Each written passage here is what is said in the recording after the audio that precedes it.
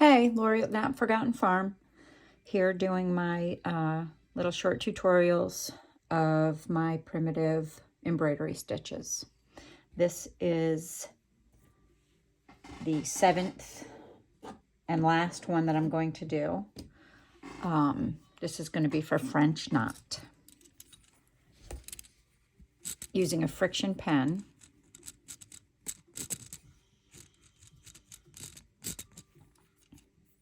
Erasable. Iron it right off. Osnaburg embroidery needle. Right now I'm using 6 strands DMC floss, and I have a knot on the end. If you don't like to knot, don't knot, but we can still be friends.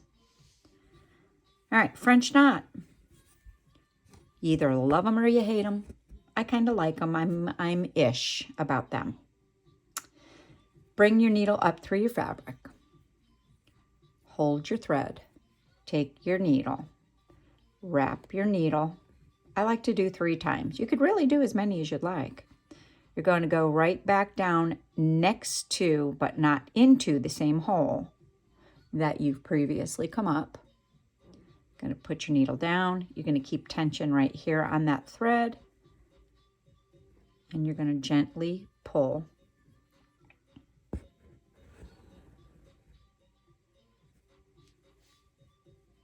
French knot. Let's do another one. Bring your thread up. Let me see if I can get a little closer.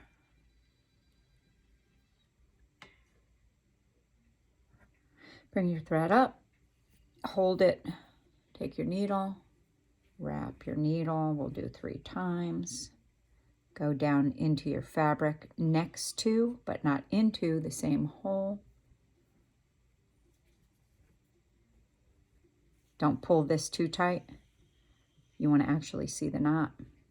And then gently from the back, pull your needle, hold that so it doesn't get a knot in your French knot. Look how cute.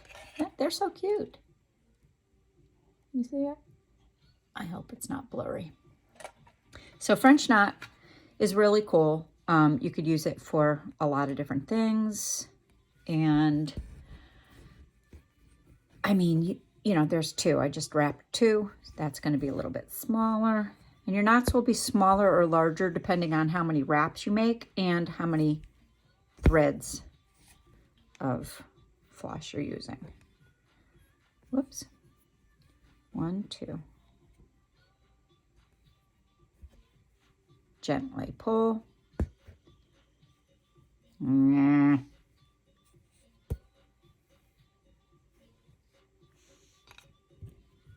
So these are 3 wraps, 2 wraps. I'll show you 1 wrap with the 6 strands. Okay, hold your thread, wrap once, put it down into the next hole, or not down into the same. Keep this loose. You don't want to pull this too tight because you're not going to get your needle down, and what's going to happen is your knot is going to pop to the back of your work or underneath your fabric. So let's just do this gently and hope it doesn't pop down. Ain't she cute? 3 wraps, 2 wraps, 1 wrap, 6 strands DMC. And let's see. Oh, so I use my French knots for the trim.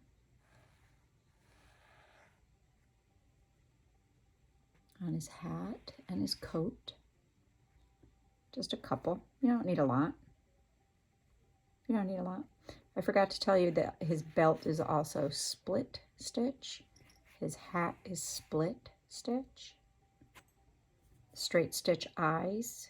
Split stitch eyebrows and nose. Let's see. What else? I didn't color his face in. A lot of times I do his face. Or, you know, my little Santa faces or my pumpkin people's faces or whatnot. But I'm loving just having the fabric there instead to show. I have 3 little French knots. Or no, I don't. I lied. 1, 2, 3, 4. I've got 5 French knots there. This is straight stitch or satin. If they're real close together, they can be satin stitch. So I'm going this way with these, and then this way, and then this way, and then that way, and this way, and that way. Let's see what else. Got a little bit of satin stitch for the eyes. I did tiny little X stitches or cross stitches, but they're, you know, they're not counted. That one right there is as wonky as could be. You could see that I've kind of left one leg off or made my leg shorter underneath, but whatever.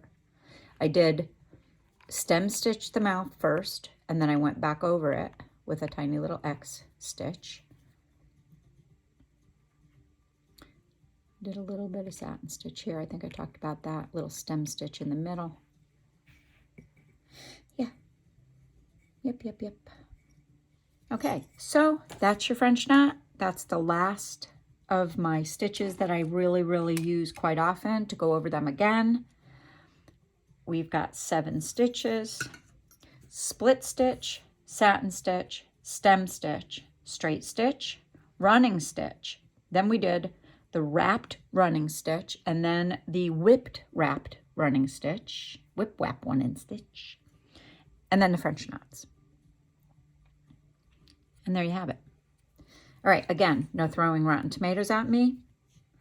I'm semi-professional, but you know, not really. I just have a little bit more experience, and I don't mind making mistakes, and I don't mind sharing.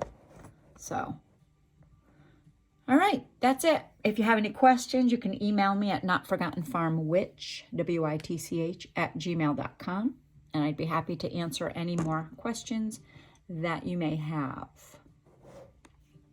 Thanks for tuning in. Bye-bye.